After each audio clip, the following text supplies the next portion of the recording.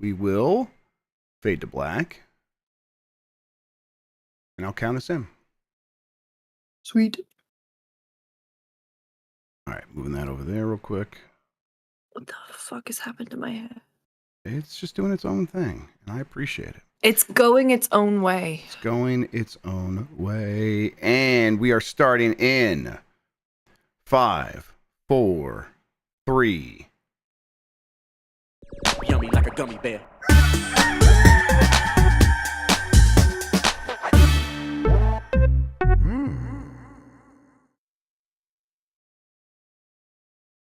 It's the internet. You're busy. Let's do this for October 23rd, 2024 for the next hour or so. Let me help you sort through the world of gaming on Game Mess Mornings Live with me, Jeff Grubb. Today, Nintendo's games continue to leak, and Astrobot has dominated both my life and September video game sales. But first, please join me in welcoming today's co-host of Game Mess Mornings. It's Lucy James Games, everybody. Lucy, how are you doing? How are you feeling? Hello, I'm doing all right, thank you. Well, no, actually, I'm concerned, my hair's doing a weird thing, but I am not getting it cut until just before GB at Night Game Awards. So this is just something that we're gonna have to deal with. Yep, same time I'm like, I want to get a haircut, but I know if I get it now, I won't get it closer to the whole thing. And so, I'm just gonna wait a couple more weeks. We'll survive together. It'll be just fine. Don't say that. Don't say a couple weeks, because we have so much planning to do. Say 6 weeks, 5 weeks. How long is it? It's like 5. Really, we have 5 weeks. There's definitely some things in there that are gonna derail things. So Thanksgiving. Yeah, Thanksgiving. I go to Disney for a whole week. I'm gonna be gone for a whole week the week before Thanksgiving. So yeah, we'll get some stuff done. Well, we've got this. It's fine. We'll do it. We got this. It'll be fine. All right. Let's see. Yeah, a couple weeks. Lucy, you got Blake Club again today. How are you feeling about that? I actually had a really lovely time just with you guys. Yeah, it's nice. Huh? It is nice. I have forgotten, I don't know, just how bad that game feels. Uh-huh. I think I had a little dream about it last night. I fell asleep on the couch at 9:30. So, a lot of time for dreaming. And I think there was just this moment where I just found a baby skull. And it just came back to me again. You did find in my dream. Baby skull never used. Never used. Never worn. Never worn. Yeah, I just can't wait to see what other baby bones we'll find today. Maybe we'll be able to put together our own baby. That's the idea here. Giant Bomb's own baby. Maybe by the end we'll have a skeleton. Yeah, that'd be real nice. That'd be a real pleasant time. Put it in the chat. Yep. The skeletons in chat. You guys, if you've no idea what we're talking about, you should watch Light Club.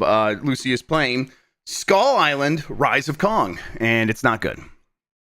It's not a good video game. It's rough stuff, but also it's very confusing, how to place yourself on the timeline of the game, because I think the way it works is there's 5 different unlock skill trees, and I think once you pick one, I think you're locked into that one for your entire playthrough, because otherwise this game seems like it should be 50 hours long, and by all accounts it's not. 4. It's 4 to 6. So okay. Yeah. Yeah. Also, my favorite part was when the camera just locked in a top down, and then I couldn't control. Yeah, it also does its own thing. It's just it's going its own way. It's going its own way. All right. Kong going its own way. Yeah, his own way. I'm excited about Kong. that. It'll be a good time. I'm gonna be playing some spooky games after this show today. And then I'm glad that I didn't get sick. All the kids have been getting sick, and but one bounced back real fast. The other one's in the process of bouncing back. So I think we're gonna get through this, and it's gonna get it out of the way now, and then hopefully be okay for Disney and Thanksgiving and all that stuff. That's what I'm looking for. No, I got super sick in London, and I have forgotten what that's like, and it was not fun. Yep, it's rough. Very miserable. All right, let's explain what we do here most weekdays. I, Jeff Grubb, will help piece your gaming life back together. That includes breaking news and maybe even some of our own original reporting. For all these topics, I'll get the input of a bona fide expert who will make me look smart. If you are watching live on Twitch, welcome. You can always listen to the show later on podcast feeds by searching for Game Mess Mornings, or find the RSS on giantbomb.com. You could also catch the show later with chapters and timestamps on YouTube.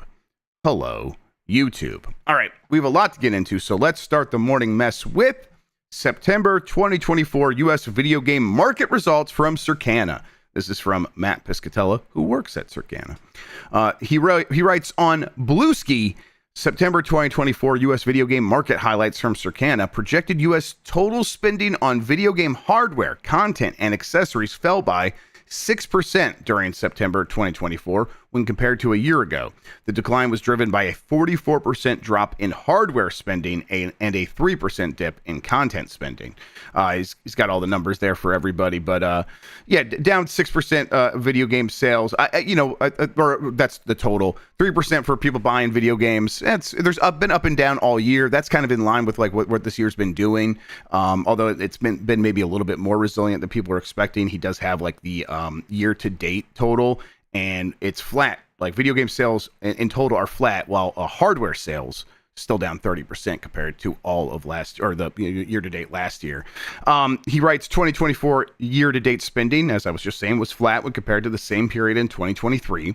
Mobile content spending for the year to date period ending September was $1.7 billion higher than a year ago, while console content spending has fallen by 0.8 billion. So $800 million. Consoles just continue to be in a weird spot. We'll talk about like how hardware is doing and all that, but just on its face, it seems like people aren't buying a lot of consoles right now. I continue to chalk that up, Lucy, to people sort of ran out and got consoles during the pandemic faster than they may have otherwise, and we're kind of like still in the the elastic banding process of it. Everyone like contracted to go buy that, and now a lot of that money has already been spent, so people aren't continuing to rush out to buy new consoles. And maybe PS5 Pro will actually make a difference here. Maybe. I mean, I don't know. At that price point, that's going to be a very select group of consumers who will go for it. I feel. Yeah, I think you're probably right. Lockdown had us all indoors. What better thing to do than just play video games and, I don't know, watch Tiger King? I'm trying to think back to my early lockdown experience. I played Yakuza 0. Yeah. I think it's just also surprising that it's down. It's not really surprising that it's down this much. Like, there's also been such a strange year for game releases. Big things like Assassin's Creed getting pushed. I mean, obviously there's COD coming out this week. Maybe that'll turn the tide, especially because they're bundling it in on Game Pass. But then at the same time, if everyone already has a console who wants a console, maybe not. Yep. Yeah. It's tough to sort of change the sentiment of people who are like, I've decided I either have the thing I want and I'm happy and I'm going to continue playing the games I've been playing, which is, definitely part of this story is a lot of people bought their consoles and they're using it to play Fortnite and Call of Duty Warzone, things they already have access to. And it's like, okay, well, that behavior is tough to reroute. Meanwhile, more people as they come into gaming, seems like it's still the phone. It's still mobile gaming. That's not necessarily an exciting space in terms of big new mobile releases are making the difference. It's just those same games of, Brawl Stars. In this report, Brawl Stars apparently was up 64% year over year or month over month, something like that.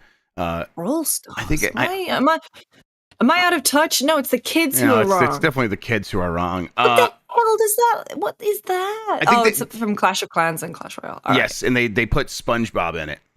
They put SpongeBob in Brawl Stars, and that's why it was up 64%. That little tot will be in anything. Yes, he will. He is, definitely promiscuous when it comes to... Including Wicked. Yeah, really? Wait, what? Out. Well, as in, like, the guy who played him on stage Tom Kenny. No. The guy... Ethan Slater, he was SpongeBob in the musical. Oh. And then Ariana Grande got with him. I don't think it's absurd, Jan, to think Tom Kenny could be in Wicked, okay? Oh, no, I mean, Tom Kenny could 100% be in Wicked. I think he should be in Wicked. I think he should be in Wicked, because that movie looks like... Sorry. Yeah, it looks a bit, I don't know. Washed out? Yeah. And I don't understand, the color grading and the lighting looks very weird. Yeah, and it's, they continue to do the thing, which I love this. They continue to hide the fact that it's a musical in all the trailers. And it's like, it's Wicked. What are people expecting? No, the fact that it's part 1 of 2. Is it really? I didn't know that. Yeah, they got me. They got my asses. That's crazy. What? Why are they doing that? Okay. Yeah. They have to hide those things because people hate both those things apparently. Or at least they won't go see like a part 1, and they won't go see a musical if they know it's a musical. Yeah. Yeah. Jan is all caps saying all the good songs are in Act 1. Act 2 sucks, which I have heard from all of my musical theater friends too. So well, there you go. And you don't even need a part 2. Yeah. For the month of September, we have the charted sales here. EA Sports Football Club 25 was number 1. This is in the United States. Most of this will include physical and digital. It'll be noted where it doesn't.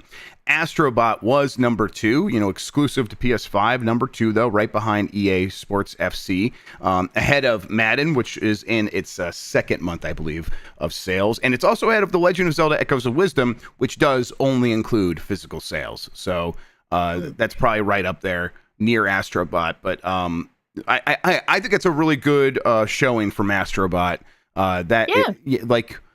Kind of couldn't expect much more than that. I mean, I was hoping like for the world, but when I was being reasonable, this is right where I was like, hey, this is the high end of what it could do, right up there around EA Sports Football Club. Yeah, number 2 for the month after the biggest games in the world.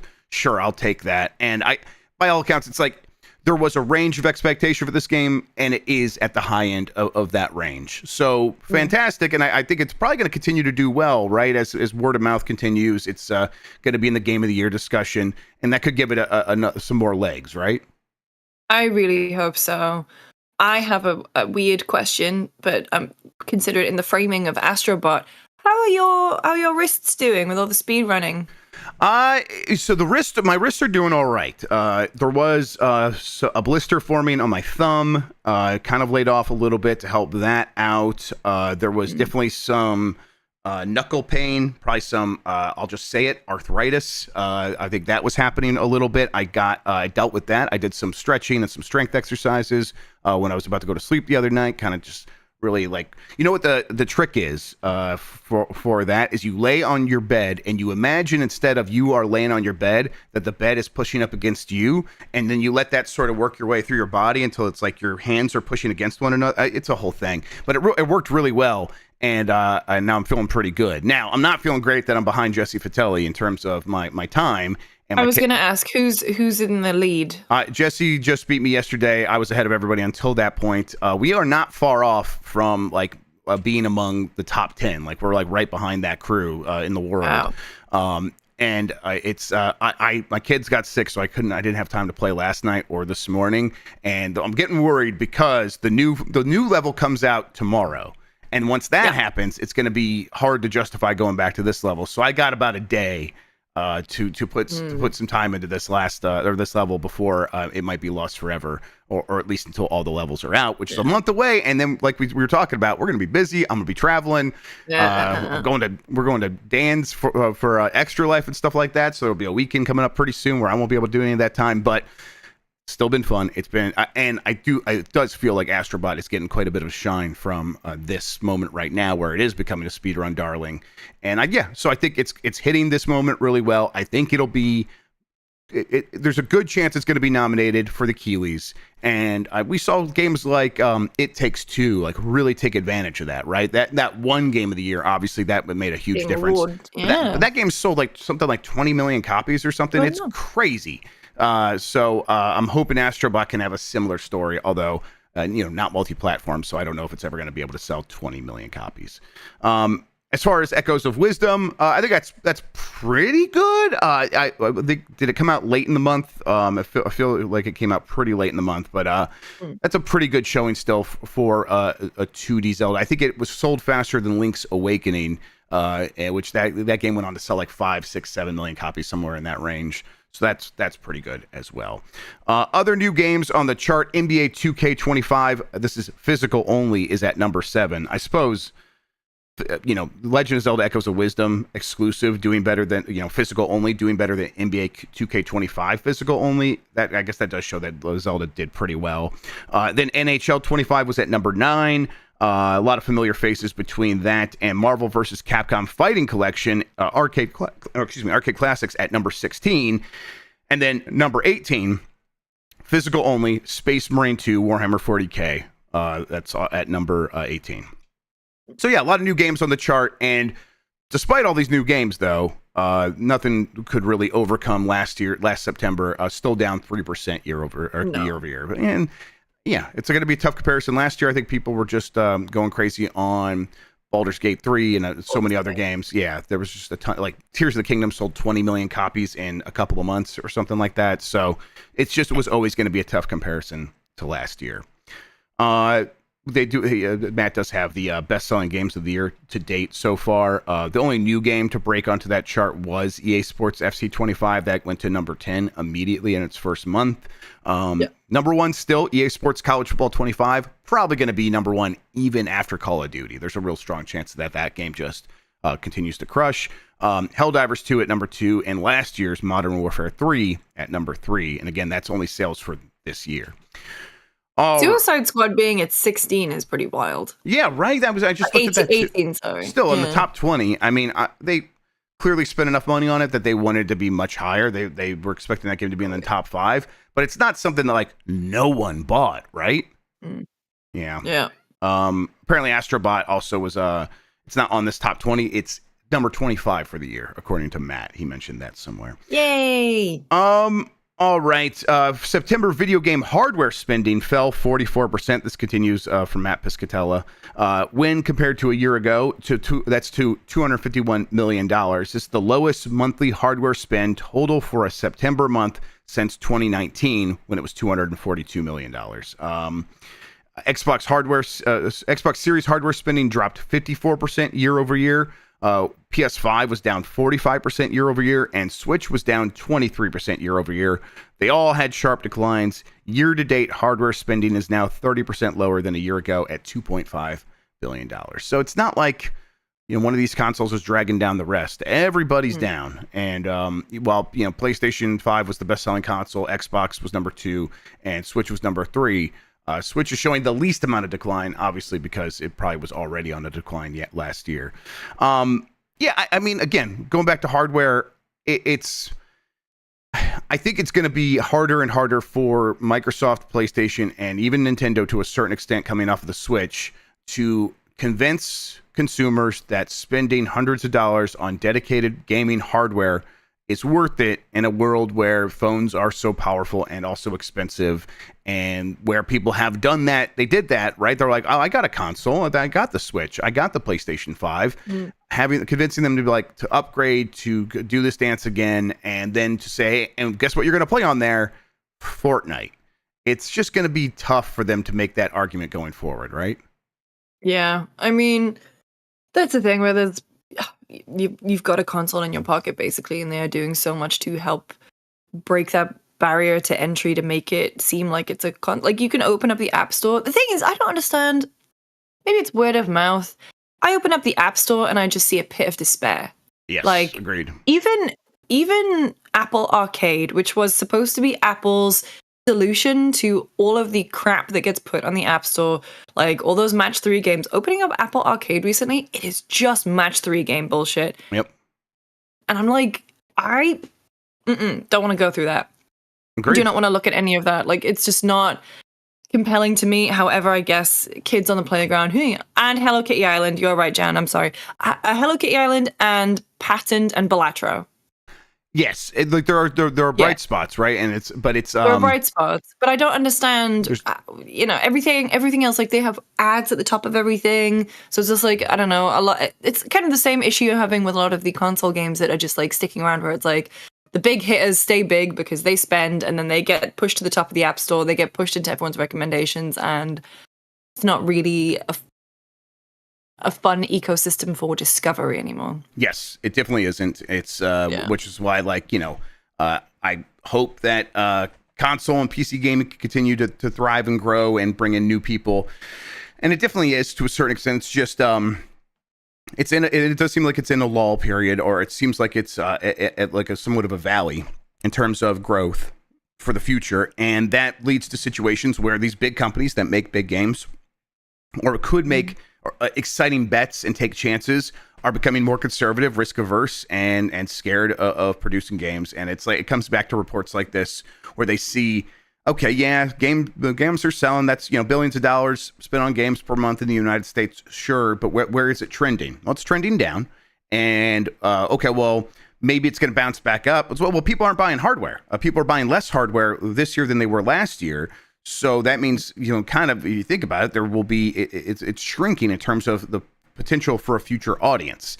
It's not like there's going to be a ton of new people there to buy your games the next time if you spend $200 million now to build a game that comes out in 5 years, it feels like the line is going down. So by the time that's ready, you might be selling to the same cynical gamers that have been screaming about games all year. And is that worth it? And I think a lot of these companies right now are thinking no. Of course, we have the factors where these things could change. Switch 2 comes out next year. Grand Theft Auto 6 could reinvigorate all kinds of sales across the board because people just get excited about gaming again. Who knows? But in this moment, these companies are looking at these trends and continue to be scared about the traditional style of gaming, of console and PC.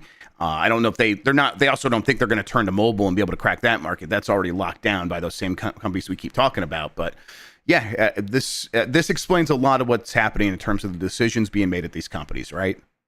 Yep.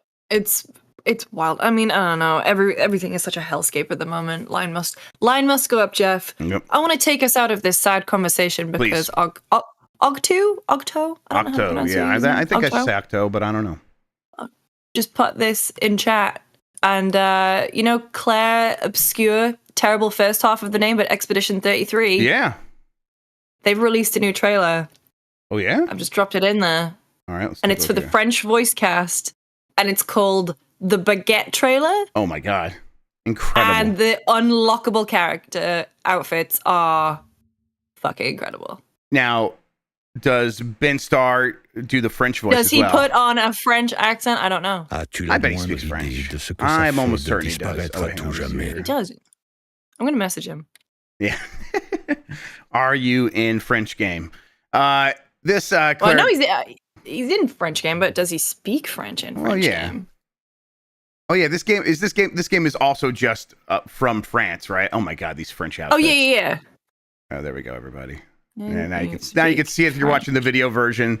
They're wearing the traditional, like, basically when you see a mime, just they're not wearing the mime makeup, or is he? No, he's just dirty. Never mind. So that's pretty good. I continue to be excited about this game. I like an RPG here and there. This looks like it. Oh, I saw it at Gamescom. It fucks. Like, it looks awesome. Oh, he's typing. Guy looked like Robert Actually, Pattinson. he stopped typing. He said, "I can't." And it's not that he doesn't speak French. He just can't. It hurts too much. He says, "Well, yeah, because he's a good British boy." Yes. Yeah, that's right. Exactly. He said, "I can't. Sorry, je suis can't." Perfect. No notes. Thank you so much, Ben. Disappointed. Yeah. He knows that we're always disappointed in him. Yeah. Boy, it does feel like the RPG genre is like French, little French accent. RPG, oui, oui. Yes, that's how I'm gonna say it from now on. A lot of games coming out in that genre, and it doesn't look like it's gonna slow down next year with this Baguette trailer coming out. This game just looks shit hot. I'm sorry, I'm gonna put it back up for everybody. Yeah. It's got such a flair to it. These people are very dirty, though. Why are they so dirty? Is that dirt, mud, or blood, or yes? I mean, the bit I saw, they were in like this underwater thing fighting monsters. Ben says, "I got an A star at GCSE in French." Okay. Which is very good. That's the highest grade you can get. And then he said, but yeah. Give my love to Grubb. Yeah, not to me. Love to you as well, Ben Starr. Wait, that's not real. It is a real grade. A star, A, B, C, D. U, I think, is the worst one you can get at GCSE. Yeah, see, you guys just making shit up. Undetermined. Yep. All right. Claire Obscure Expedition 33. I think it's still coming out 2025. Is that? Have they even said that? It says spring 25 in the bottom of the YouTube description right there. Spring 2025. Okay. Cool. All right. So that's going to be another one of those games that comes out as we are like still playing Monster Hunter and a million other games. But I look forward to that. So there you go. The Baguette trailer. It's in your face. Let's move on to Most of Prince of Persia: The Lost Crown team shifted to other projects. We talked a little bit about this yesterday. We got a few more of the details after the bombcast. This is from Evan Campbell at GameSpot. It sounds as if sands in the hourglass have run out for a sequel to the Prince of Persia: The Lost Crown. Ubisoft has decided to move a majority of the team who worked on the Metroidvania to other projects at the company. Prince of Persia: The Lost Crown senior producer Abelhek El-Gus issued a statement to GameSpot confirming that the game's team is no longer together. Most of the team members who worked on Prince of Persia: The Lost Crown have shifted to other projects that will benefit from their expertise. They said, we know players have a love for this brand, and Ubisoft is excited to bring more Prince of Persia experiences in the future, just not these ones. The game, of course, did very well, and in terms of critical reception. And then in terms of a commercial, it was not available on Steam at launch, did not come to Steam until August. So, it launched in January. It was just sort of missing a huge chunk of potential audience for a very long time. It's a $50, side scrolling game. A lot of people just bristle at that on principle. And they didn't, it seems like most people didn't give it a chance. And if they were going to give it a chance, a lot of people said, I'll wait till it's on Steam. And then by the time it was on Steam, they had forgotten, moved on, spent their money on other stuff. And really, that doesn't seem like it mattered, because I think this decision, according to the reporting, was made weeks after the game was released. So long before it was ever given a chance to release on Steam. Yeah, I get that games need to perform to justify going, but I lay a lot of the blame for this at Ubisoft's feet. How about you? Oh, 100%. Like, they had such a good window, too, in terms of there was nothing else coming out.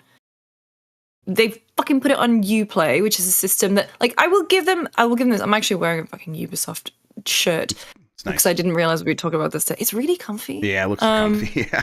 Yeah. The thing about Ubisoft,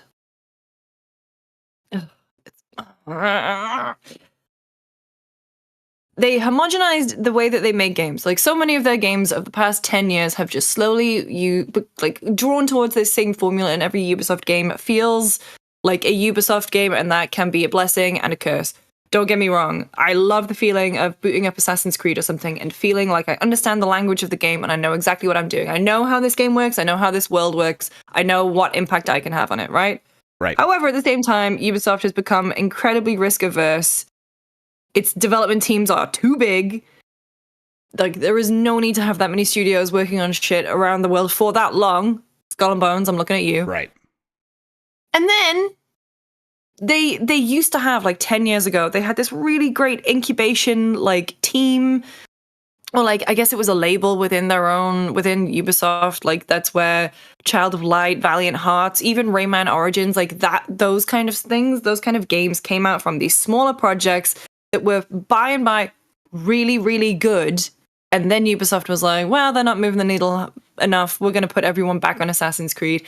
And Lost Crown was this glimmer of hope that Ubisoft had realized that they needed more innovation, they needed more interesting titles, they needed more things to do with the incredible licenses and IP that they have. And then they fuck it by putting it on a system that no one has. Like, no one wants another storefront. No. Why didn't you just put it on Steam? Yes, you get a bigger rev share, but whatever. Anyway, it's really, really frustrating because this game was so good and there was so many, like, I can easily see an Assassin's Creed in this vein, you know? Yes. Easily see other franchises that they own could be given to other teams to do interesting things with, and it kills me that no, like, what are they getting put on? They're getting put on I can't read. Oh, I think I saw it in a tweet, but it's just like, hey, there's gonna be like a Rayman thing, and there's gonna be this thing and this thing. Oh yeah. Like, apparently, like, this might result in a Rayman, but to me that sounds like something you say to soften the blow. Be like, well, this gets us a Rayman, and it's like, I'll believe that when I see it. But yeah, I think that Ubisoft just it was in this weird in between phase where they're like, are we going Steam or are we not? They were going back and forth. Since then, they had some major stumbling blocks and or failures. Like Star Wars Outlaws comes out and is, the reviews are in between mixed, all this stuff. There's some people like it, some people really don't like it. But like in the wake of that, I think they've said well, we're coming back to Steam. Our stuff's going to be on Steam. And it's like, okay, man, wow, you make these decisions a bit too late, and it doesn't seem like it's going to help the games that are coming out now, because Assassin's Creed would have done fine. That's going to sell a ton on consoles. It's going to be fine. Yeah. All right, yeah, put it on Steam for sure. Do your thing. But it would have helped out Prince of Persia a ton. It would have helped out Star Wars Outlaws a ton. So, yeah, it just kind of seems weird. Persia is on Steam, right? It came out on Steam in August. It was introduced, I think, at a discount. At a discount. Yeah, it was. That was very French of you. Discount. Yeah, the Prince of Persia, the Rogue Prince. That one's early access, and the weird thing. This one was just like kind of stumbled onto Steam eventually. Yeah. Ubisoft seems hopeless to me. That's really what it is. It seems hopeless in terms of the people running that company knowing how to make the most out of the work that their teams are doing, and the teams are mostly doing pretty good work when they are given the chance to stretch their legs. I know that people are sick of the Ubisoft style game, and there's kind of not much to be done about that until they break through to some new formula. But as it stands right now, that they're going to have to just kind of continue doing their best work in the confines within which they work. But yeah, and then when they put their game out, the Ubisoft corporate structure is going to screw it up once again. It seems like. So yeah, I feel bad for everyone who's doing hard work over there. All right, let's take a quick break. When we come back, Batman Arkham Shadow reviews are in. Mario and Luigi Brothers ship has leaked. A whole bunch more right after this. My cats were fighting. Don't fight kitties. Don't be a bully, Peanut. Peanut, stop being a bully. And we're back as well. Let's talk about Batman Arkham Shadow, which is that new VR Batman game. Which, I think I've heard people before it came out be like, that one seems like it's going to be pretty good. So, Camouflage is making it. They make good VR games. And I wonder, is this something that's going to register on a lot of people's radars? And I think, it's hard to tell right now. But I look at this on OpenCritic, at least it has just 5 reviews, and it's like, okay, yeah, people just aren't going to pick up their VR thing to even review a new exciting Batman game. But on those because it's 3 only, MetaQuest 3 MetaQuest only, 3 and MetaQuest 3S, which just came out. But MetaQuest 3 has been on sale for a while, and it's been the one I think that's probably sold the best. I think they had it at a pretty competitive price for a while. I think they did eventually raise the price because it was selling well during the pandemic or something like that. But yeah, definitely. But yeah, 5 reviews, including Dan Stapleton at IGN, who gave it an 8. And wrote, Batman Arkham Shadow makes most of the Arkham series' defining gameplay work respectably well in VR, and its mystery story pays off. Graham Russell at Circanna gave it an 8. While it may not have the immersive mechanics to be a great VR introduction, Batman Arkham Shadow is fun to play and faithful to its Arkham predecessors. And yeah, picking off enemies one by one feels great. David Burdett at Gaming Trend gave it a 90 and said, Batman Arkham Shadow is the latest must-buy VR title and does its namesake justice. Being Batman is something you dream of, and Camouflage has done great work in putting you under the cowl. Where some teams would simply offer a short VR experience, the team has crafted a game rich in depth between combat, exploration, and story. So yeah, sounds like they've done just about as well as they could with what they were working with here. I played it at Gamescom. Yeah. And it rocked. However, I get really bad motion sickness, and I want to play it at home. Right. Because, being at a convention, you can't just sit and, you've got an hour-long appointment. You can't just sit and go, well, I need to specifically fine-tune every single thing to my needs and, So I didn't get to play too much of it. What I did play, the combat was awesome. A guy, the counter thing would come up and you would just, punch him off screen. You can, throw a batarang. You can swoosh the cape to stun them. That was the bit where I was like, that's fun. Shit. Oh, shit. All right. That's good. Yeah, like Super Mario World. Okay, I like that. Yeah. Or the Batman games. Or the Batman games, of course. Yes. It's basically the same thing. Yeah, I'm gonna try to play this. I think I requested the code. They haven't gotten back to me, so we'll see what happens there. But I would like to play this, and if we do, I don't listen. I'm probably not gonna get in the Batman outfit, everybody. But maybe we'll do a Verodeo. Maybe we'll get some VR games together and play. We most of us have either Quest 3s or some other form of playing, and we can. A lot of these games now are cross-platform, so maybe we can make that happen. I got a 3. And I'm gonna say this publicly. I don't think anything has been fumbled harder than the release cadence for Beat Saber packs. Yeah. You could have had a new Guitar Hero. I understand that licensing costs money, but it is mad to me that Beat Saber came out all of those years ago, and we have not had Britney Spears until this moment. Really? That is a failure.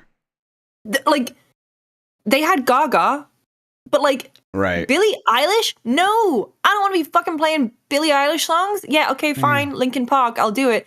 But no, I want Britney. I want the greats. I want Madonna. We need Britney, bitch. I'm not talking to you. I'm talking to you. I do. Oh, no. Anyway, that's just in terms of, I know the mod scene is very good. Right. But no, in terms of actual release cadence and in terms of them wanting to make money, why have they not? Anyway. Yep, definitely. You know what? I'm in the mood to get back in the Meta Quest 3. I've not used it in a few months. Yeah, a few months. And I was having a good time with it for a while. Excuse me, something in my throat. All right. Someone just sent me this. I'm going to read it blind. It's the Dragon Age, the Veilguard, ESRB rating summary. All right? Let's go ahead and read this together. This is a role-playing game in which players assume the role of a warrior, Rook, trying to defeat corrupt ancient gods from destroy the worlds of Thetis. That's how it reads. It's Thetis. Oh, Thetis. Okay. Trying to. Do you know what it stands for? The DOS. No, the Dragon Age setting. That's what that stands for. Oh my God. I'm not joking. I know you're not. That's incredible. The world that Dragon Age is set in is just called the Dragon Age setting, Thetis. Incredible. So trying to defeat corrupt ancient gods from destroy the worlds of the Dragon Age setting. Players explore environments, interact with characters, perform quests, and battle enemies in melee, ranged, and magical combat. Characters use swords, arrows, energy burst, and elemental attacks to defeat various enemies. Combat is highlighted by cries of pains, explosions, and blood splatter effects. Cutscenes also depict instances of violence and blood. Characters impaled on swords, shriveled corpses amid bloodstained torture devices. Some scenes depict corpses lying in pools / large splatters of blood. One boss takes place in a large room full of blood. The game contains some sexual material, characters kissing, moaning, and straddling each other. Characters caressing each other while in their underwear. Dialogue referencing sex, for example. Think about us having sex. Are you trying to have sex with me? Characters are sometimes depicted topless for prolonged periods of time. Example, character customization, and or during love scenes. The word fuck appears in the game. And that's the end of the rating summary. That sounds like a video game to me. Yeah. Sounds like a good time. This game is, God, when is this game out? Like next week? On Halloween. Yeah, okay. So about 8 days from now. All right. And I just saw... Oh yeah, the Monster Hunter Wilds open beta will also be Halloween. Oh my God, really? All right, well... Cancel all your plans. Sorry, kids, we're not going trick-or-treating this year. Yeah, we already got the treats at home, and it's topless character customization screens. They didn't say anything about penises, though, so maybe they're not going to do the full Baldur's Gate 3? No. Yeah, probably not, huh? All right, back to your regularly scheduled news here. Mario and Luigi Brothership has reportedly leaked online. Now, I got in trouble because multiple times yesterday I called it Mother and Luigi. Mother and Luigi? Yeah, because I try to read, everything happens at once in my brain when I'm reading. And so Mario and Luigi Brothership. Mothership. Mothership, exactly. And it becomes Mothership, and then that it creaks its way over and replaces Mario. I'll try. I can explain myself all I want. All people are going to hear. Paging Dr. Freud. Exactly. Yes. Et cetera. Mother and Luigi has reportedly leaked online from Liam Doolin at Nintendo Life. Throughout the Switch generation, first-party titles have often leaked online ahead of their official launch. Now, following the reveal of the game's credits earlier this week, Mario and Luigi Brothership has supposedly leaked online. According to multiple reports, at least one person got access to an early copy of the title and has uploaded the ROM to the internet. Brothership isn't scheduled to arrive until the 7th, so quite some time away. This happens over and over again. I think it continues to explain Nintendo's behavior recently with cracking down on copy protection in all various kinds of ways, suing just about everybody they can that has violated anything. And I think it also like sets the ground for what the Switch 2 is going to be in terms of it'll probably have very fierce copyright protection. And they like a lot of the reason that they are launching that console is to sort of just reset the clock on piracy. And yeah, because I mean, in the next week, a lot of people are going to be playing this game already. They're going to go find, right? Ryujinx has been taken down. You could still find that. What the other one now I can't remember, even though because Nintendo wiped off the face of the planet. Yuzu was wiped off the internet. No, there's still ways to get that, despite what Nintendo's done. So people are going to go get those emulators, play this game starting right now. And while Nintendo's sales are fine, like not just fine, they're great. Their games continue to sell very well, better than most other companies that make games. Better. But Nintendo thinks they could be better. Yeah. So, yep. Was Yuzu the one that was in the Steam Deck advert? Yes, it was. That's right. What a great gaming Valve. Moment that was. Someone at Valve just using their Steam Deck to play Switch games, and yep, there it was. God, that was funny. That was good. All right, Bungie creative team moves to PlayStation. This is from Sophie McAvoy at GamesIndustry.biz. Bungie's creative studios team has moved to PlayStation Studios to support its live service games. Former senior creative director of Bungie Bungie Creative, Bridget O'Neill shared the news on LinkedIn, writing that the team will build the foundation for a creative team within PlayStation. O'Neill has announced she would be taking on the role of senior director of creative at PlayStation Studios. Here's a quote from her. This opportunity to share our experience working on Bungie titles with other studios that are building live service games is so exciting, she wrote. Live service is hard and comes with a unique set of challenges. So with PlayStation and Bungie working together, we will be able to give a huge jumpstart on development for new games as they enter the competitive market.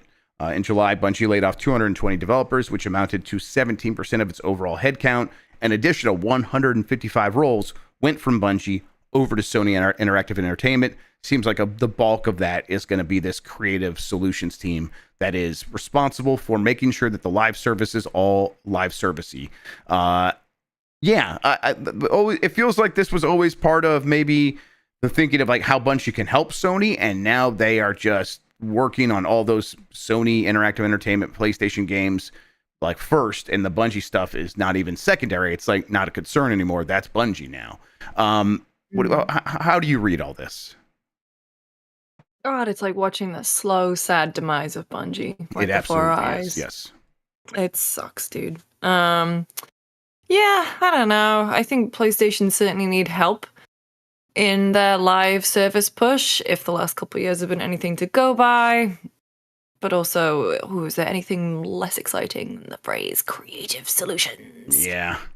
Yeah, I don't know.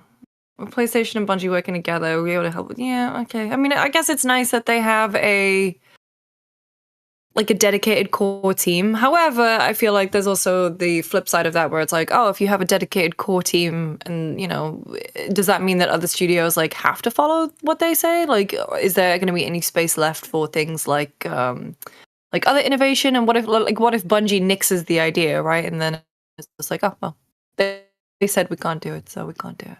Yeah, that's definitely something we've seen before as well, where Bungie went into a bunch of the live service games that were in the works and sort of did give reasons why maybe something like Factions from Naughty Dog shouldn't even get released, and now it's not getting released. I think the idea might be with this, they're going to integrate into these live service teams earlier so they don't get to that point, so they know the best practices. But I think that the idea that and understand, even as Bungie, the best practices for making a live service game has kind of proven untrue a lot, over and over again, where it's like, we think we know what we're doing. We're going to make this new expansion. Guess what? We screwed up in a new and surprising way. We did something that annoyed our fans in a new and surprising way that we could not have anticipated. And it just seems like you have to make this stuff, screw up, and then fix it. And that's live service games, at least on the console and PC side. I think maybe the scale is smaller on mobile, and maybe the mobile gamer wants things that are, more rote, more predictable. So it's easy just to give them the match 3 game they want. But when you're trying to make a big, complicated game that has a lot of moving parts on console, and you're trying to keep very particular gamers happy, and then also trying to surprise and delight them, I think it's like you're just gonna keep making new mistakes. And I guess you can go in there as the Bungie team that's been through this stuff. Now it's Sony Interactive Entertainment, and say, here's the stuff we have learned. Here's the stuff we know doesn't work. But I mean, I think people could like look over it at Destiny and copy a lot of that stuff without needing that. And no one's really been able to do that because it's just so hard to make these games. It feels like people need to fail on their own to figure it out. But I don't know. I don't blame Sony for trying to avoid that. It would save them a lot of money if they could just get these things out in a better situation the first time, so they can get to the microtransactions rather than here's the free update to fix all the stuff we screwed up, right? It's almost as if getting in on the ground floor with goodwill instead of earning trust back would probably be easier. I think that's the whole business case for this. And at the very least, 155 jobs saved. Because otherwise, if they weren't doing this, what would they be doing? So, at the very least, I'm glad that Sony sees a need for these people, and I hope that it results and in sees better value games. in those people. That's, yes. I think one of the big things that's like, layoffs get reported, and you are losing all of that institutionalized knowledge and people who have been at their craft for so long, and they get booted because of mistakes made by people by not them, basically. And so I am really glad that and one of the big things that I've heard from people who have been laid off is that they just feel so unvalued. What the hell is the phrase? Devalued. That's right. Devalued as a human being. Yep. And in their skills. And so this is, the pixel width of a silver lining is that these people's value has been seen and kind of hopefully will be taken into account in their new role. I don't know. It's been such a shit fucking year, man. What are you talking? What are we doing? What are we doing? I don't know. And what are they doing? I should say. What are they? They don't know. They definitely don't know what they're doing. For Bungie, Marathon continues to feel like this thing where, listen, we know Destiny, what it is and what the fans want from that. And the plan going forward for Destiny 2 has been, let's make more frequent content, but lesser. It would not be quite as robust as the previous giant content releases, the expansions. We're going to do smaller things more frequently. And I think it's reasonable to expect Destiny fans aren't going to be happy with that. Although, who knows, they could surprise us, and maybe this is the bright new future for Destiny 2, and it solves all their problems. The more likely situation is that Marathon is the thing that actually needs to come out and save them. And boy, that puts a lot of pressure on that game that just no one really knows if that's what anyone wants. Now, I think it's got a better chance of success because it is Bungie, and Bungie does know how to make a solid shooter, and if the shooting mechanics are good, people will show up for that. But if it's, an also-ran extraction shooter that people don't even necessarily care about because maybe the extraction trend has already come and gone, that could leave that game in a bad situation. And then what is the future of Bungie at that point? It feels like there isn't one. I don't know. What do you think? Mm-hmm. Yeah, Marathon definitely feels like the make or break at this point. And unfortunately, I mean, there's no faith left, certainly in Pete Parsons, in Bungie's upper leadership.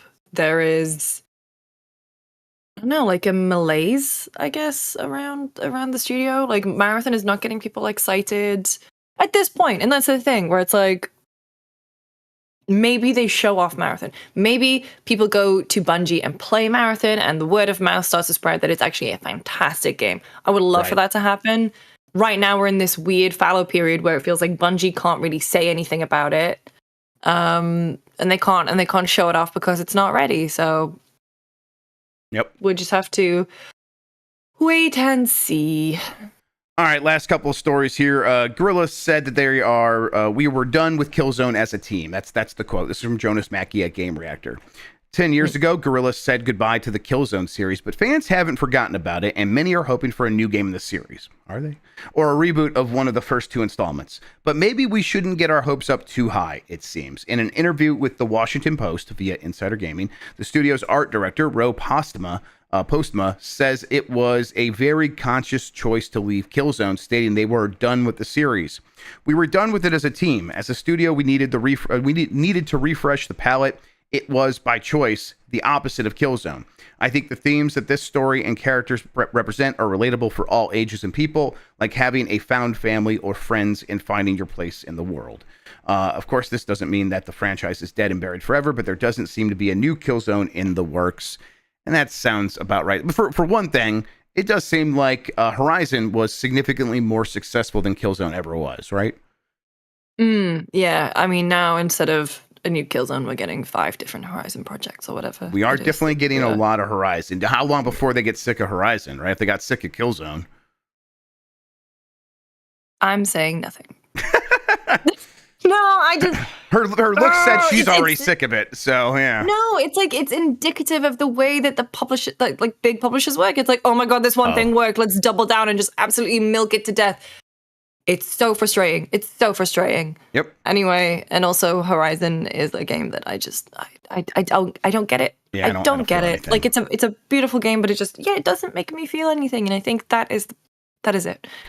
And not to say that Killzone made me feel deep emotions. I think I played like one Killzone years ago, but like neither of us are saying Killzone's the answer. No way. Yes. I agree with that. If I'm me, I don't want you to go back to Killzone instead of Horizon. Make another Horizon. At the very least, they're pretty looking. I mean, Killzone was pretty, whatever.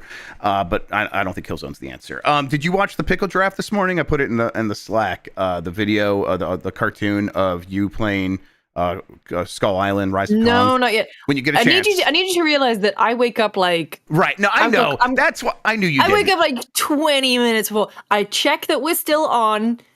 And then I just like run around, get ready, make a coffee. So it's I haven't very even early looked at for my you. I get it. Yes. No, it's not that. I'm a tired bitch. Yeah, no, I get that too. But when you get a chance, watch it. There is I will watch it right after there is the bit in there where you do the impression of Aloy, and that's very good. Oh no! I was happy about that. Oh, is it my pack is full? Yeah, my I should pick that up. Oh, my pack is full. My pack is full. Oh, I should pick that up. Oh, my pack is full. It's very good. Black Ops 6 is make or break for the Game Pass strategy. This is an opinion piece over at gamesindustry.biz from Rob Fahey. Go read it, everybody. But I was just wondering if I get your take, because I'm like, I don't know if it is, but not because I think Game Pass continues to be the future. I think they've accepted Game Pass for what it is, and now they are actively in pursuit of the next big strategy to grow, and it's not Game Pass. I think they've already settled on that. I think if we're talking about make or break, I think Game Pass is already not like broken, but it's been broken in, and it is what it is, and they will accept it being, I think Phil Spencer said a year ago, maybe more than that, it's 15% of our business now. We expect it to be 15% of our business going forward, and that's that. And I believe them now, and I think it's like, whether Call of Duty helps Game Pass or not, it's not about that. It's about growing sales in other directions. Does that sound right to you? I mean, yeah, I think at this point you are a fool if you only have one dedicated like revenue source, and so diversifying. Yeah. I think Game Pass, it was always it's the best deal in gaming, and I think for a consumer that is still certainly the case. Developers definitely getting. Oh, Lucy, we've lost you. You know what? Lucy, hang on. I'm going to do something real quick. I'm going to change the thing real quick. On it. Let's go here. US West. We lost you. Hang on. You're back for me. Yes, you're back for me now, but I'm going to change the region. There we go. It was set to US East. I think this will be better. I meant to do this earlier, but it's hard to do when I'm talking. And I don't want to do it in the middle when you're talking because it will stop you from talking. But yes, you were saying that like Call of Duty is... Yeah, go ahead. Yeah. I mean, I still think there will be a sizable bump for Game Pass I agree. with the release of Black Ops. Yeah. I think if there isn't, that should be alarm bells. I'm interested to hear if like what their internal targets are for that. The thing is as well that I do wonder, I think we as #gamers are kind of like, I don't know, it feels like we're being advertised something that we already know about. Do you think Xbox is doing enough to reach a new audience who literally have no idea what Game Pass is. Like, there'll be a trailer and it just says play it day one with Game Pass, and then you're like, well, what the hell is Game Pass? Yeah. Like, and I'm saying this purely because my aunt and uncles are getting into gaming, and they like one of my uncles plays a lot of games, but they have to ask me what everything is. Like, I had to walk them through how to set up PSN or something, right? And it's like, oh my God, I realized, like, for you, this is a new thing. Like, they don't understand what this is at all. I tried to explain the concept of Game Pass to them, and they just had no idea. I think, and it's like, I wonder, I don't know. We're just surrounded by the damn thing all the time. yeah, I think it's part of this thing that like the last mile problem I've talked about on the show before, where someone could decide they want to play games, and then you could put a bunch of options in front of them and be like, look, Game Pass is the best deal. But like getting them from deciding to play games to that point is, okay, am I going to spend at least $300 on a console? And if I'm going to do that, okay, maybe I should get the $500 one. That's a lot of cash right there. That's a major hurdle. And then after that, then you could subscribe to this thing. Now, there's the alternative, right? Well, okay, what if I just get Game Pass for xCloud? And that's an option, right? That's how they were going to solve this. But that doesn't like get rid of all the problems. Okay, do they have a controller? Do they know how to connect a controller over Bluetooth to their television so that they could stream it to the Xbox Cloud app on their, like, these are problems that just aren't easily remedied. There's no just like plug and play imagine trying to explain this over a video call from to aunts and uncles out there. Yes, no way. And oh my God. I think what happened is that Xbox did what they could in terms of presenting the solutions that they could control, and none of it was compelling enough to get the people over those humps, to get them over those frustrations and those frictions. And so I think, like you talked about alarm bells going off if Call of Duty doesn't grow Game Pass, I don't think those alarms are even set anymore. I think they know exactly what Game Pass is to them now, and it's going to be one option among many, and it's no longer like, I bet the next time we hear about the bonus structure, where for a long time the bonus structure for like Phil Spencer and I think even Satya Nadella was tied to growth of Game Pass. I don't think their bonus structure is tied to that anymore. And going forward, It's like, man, no, okay, we did, that was the Game Pass experiment. It succeeded to this degree. And so our expectations will now be in line with that, where previously they were sky high for it. And it's like, no, we got the 30 million. Those are the gamers that are in our ecosystem that are willing to make that leap. Growing beyond that audience has turned out to be basically impossible. We're going to slowly trickle in more people, and it's going to be the people who are buying consoles, and then a handful of people on PC who get Game Pass through Windows.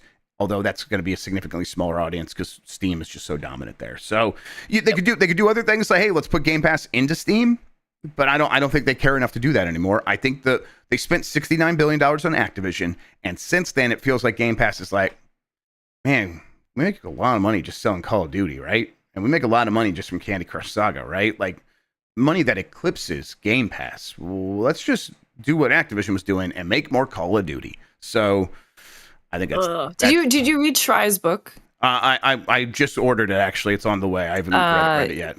There's a very key point about how when Bobby took over in Activision, he surrounded himself, his C-suite, with people from like Pepsi and stuff, right? Yeah. Procter and Gamble. Procter and Gamble, yeah. And one of the C's, CTO, CFO, whatever, was basically like, well, why can't you make games just like how we make products? Yeah. Yep. Depressing. It's like great book, some incredible little tidbits, but there are some moments that are just so profoundly depressing with how C-suites see the creation and publishing of video games. Man. So I mean, like Procter and Gamble, like they have all those, like, here's the Lady Razor. We'll get the lady version of GTA. Let's do that. That'll be fun. Yeah, the box will be pink to appeal to the women. All right, with their tiny little, and we'll make them a new controller for their tiny, delicate hands. Perfect. There it is. Just do that. The more money in the bank. Last a little just TSA here. I think mostly because I have it in Fantasy Critics, so I noticed it. PSA. The PSA. Metal Slug Tactics November release date and physical release revealed. This is from Amon at My Nintendo News. Metal Slug Tactics will be ready to rumble come Tuesday, November 5th. Publisher .emu revealed the release date and the inclusion of 3 additional characters through a trailer that can be seen now online. I was wondering if this game would make it this year. It was like this. It's Skate Story I have in Fantasy Critic, and I'm like, I should go out and reach out to these companies so I can get it on the record that they're not coming out this year. Because then if it's not coming out this year, I can drop them and get a different game. But it looks like I won't have to do that for Metal Slug Tactics, and I'm feeling pretty hopeful for this one. It's not been on my radar. I don't think I've played a Metal Slug since I was at university, but I'm happy for you. Thank you. It popped up in a Nintendo Direct forever ago, and it's like, man, that's a good idea. I like Metal Slug, and I like tactics games, and that's like a fun, colorful game where it's like you could very easily understand, oh, this guy's a gunner, this guy's got a rocket launcher, this one can do this, then that one can do that, and they have different strengths and weaknesses. It had a demo during a Next Fest, and I tried it, and it wouldn't work on the Steam Deck because it was like expecting mouse and keyboard, and even with the touchpad, it was weird. So I'm hoping that they got everything put together here, and it's a real solid game. And it's a roguelike too. I like roguelikes, so that's fantastic. Okay, that does it for the news headlines. I do have a poll question. Wilmot game comes out in less than an hour. Oh shit! Yeah, I played Wilmot's Warehouse. They said this is the 3rd game in the Wilmot cinematic universe. It out. It's basically like you just do puzzles. I played the demo at Gamescom and it rocked. And it's out. I like just doing puzzles. Today makes me feel smart. I need that. Okay. It's literally like jigsaw puzzles. Ooh, okay, that's fun too. Yeah, it was really fun. Anyway, that's coming out. Thank you so much. Who put that in? Was it Ogto? It was. All right. Thank you. I appreciate it. Poll question from yesterday or earlier this week, whatever. Do you feel the need for a Steam Deck 2? See, 26% said, I never felt the need for a Steam Deck 1. 20% said, yes, I do feel the need for a Steam Deck 2. And 53%, more than half of all respondents, said, no, I don't feel the need for a Steam Deck 2. So, I think I voted no. I am happy with my Steam Deck for the moment. I am happy that they're waiting until AMD has a real next-gen processor to put in this thing. And then at that point, I'm very excited to see what they do. Although I'm kind of like, give me more battery life. That would be the best thing. Like, yeah, some better performance here or there, but more battery life. That's really what I want. Yeah. So, yep, we're probably a year or two away from them talking about a Steam Deck 2. You're into the handheld PCs as well, right? You like them? I'm using my Roger Ally. Yeah, the Roger Ally. Actually, Are you using the X? No, I think I have the original one. So they're putting SteamOS onto it. Mm-hmm. But it's more a repetitive strain injury thing. Is that the Steam Deck, unfortunately for me, is just very cumbersome for a long amount of time. Also, it's much heavier, and so heavier for sure, if I'm on a flight, I don't want to be like this the whole time. I want to be kind of being able to do that. So ROG Ally, I was playing a lot of Metaphor on it when I was on my most recent trip, and it was a good time. Yep, got mine. Although the battery's worse on it. Oh, it's much battery's worse on it. The battery's terrible, yes. But the Roger LX was a little bit better, apparently. Mike and Dan both got one, and they've been playing stuff on there. I know Mike prefers the Roger Ally as well, and so he was happy with the X that did have a better battery. Although it's one of those ones that I think if you are mostly still playing at home, that's when you plug in and it's just kind of play on the couch, all comfy and cozy. That's a good way to use that thing. I'm finishing up right now, kiddo. All right. We got a new poll question coming in a second. Before we get to that, though, Lucy James, why don't you tell people where they could find you on the internet, what you have going on, all that good stuff. Oh, you can find me in about 3 hours. Yeah, that sounds right. 3 hours for Blight Club. Blight Club. Yeah, PT. I will be suiting up once again and going back to where was it? Skull Island. Rise of Kong. Shit. Baby Skull Island. Baby Skull Island. That's where we're going. Back to Baby Skull Island. In the meantime, Lucy James games everywhere. The thing is that like I'm on Twitter. Does anyone know of a script or something that if I just post something, it goes to Twitter, Blue Sky, and Threads. Because I'm sorry, I'm not copy pasting and doing all that bullshit. There's probably not one that includes Twitter because they're $40,000 a month API bullshit. So but Threads and you could probably get Threads. I don't know. I keep forgetting that I have Blue Sky. I'm big on Threads. I enjoy threading. I tried Threads for a while, and I don't think I like the people on Threads. It's like, so that's the thing. Where it's like it's people who followed me on Instagram, so I already know that they'll. Ooh, Bungus, thank you very much. Yeah, the people that follow the people on Instagram have a certain lack of humor that is driving me crazy on Threads, and so I'm like, the Blue Sky people are all like pretty, like these are the early Twitter people. This is fine. That's the thing where it's like I don't go on the tab, the For You tab on Threads because it's all engagement bait bullshit. Yeah. However, it's just like a lot of people that I already follow on Instagram. Yeah, it's the replies. I'll post. Okay, to be fair, and always be clothing's right. I only post my worst jokes on Threads, and so the replies to that are always lacking for the most part. Unless I know you, unless we're mutuals, and then that's fine. But Blue Sky's been nice. I was like, I had given up on Blue Sky. Now everyone's trying it again, so I'm like, I'll give that another shot. And now I'm trying to default to that. It's never like an active thing, me checking Twitter. It's a compulsion. It's where my brain goes when it has like exhaust fumes it needs to send off. Like, I don't want to think about these things anymore, so I'll just put them on Twitter and let other people deal with it. And I'm trying to like put Blue Sky into that position. It's difficult to break habits. Yeah, I need to remember to do that. All right. New poll question. Did you play Prince of Persia: The Lost Crown? Yes or no? You will be judged for your answer. We'll discuss that on Game S Mornings here on Giant Bomb tomorrow. Speaking of Giant Bomb, tomorrow, GMM back again. Jan should be on the show. Should be a good one. Look out for that. As Lucy mentioned, we have Blight Club today. I will do a Ghost and Grublins here in a little bit. Try to start here pretty soon. The kiddo needs some help with some stuff though, so probably like maybe 12:30, maybe 1 p.m. Eastern time. We'll see. But I'll try to start as soon as I can so we can get a good amount of games in there before I have a meeting. And then what else is happening?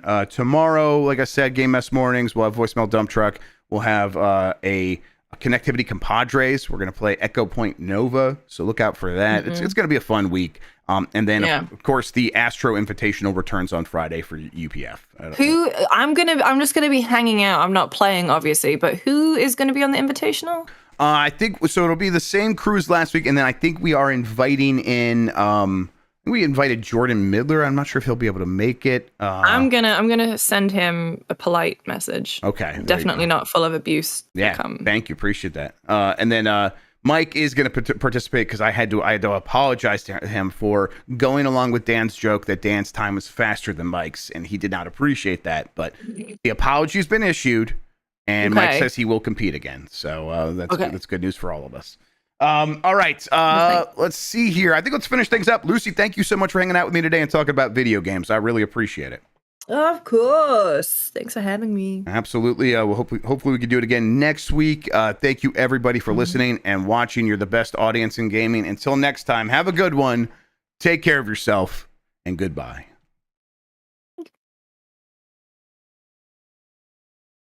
No.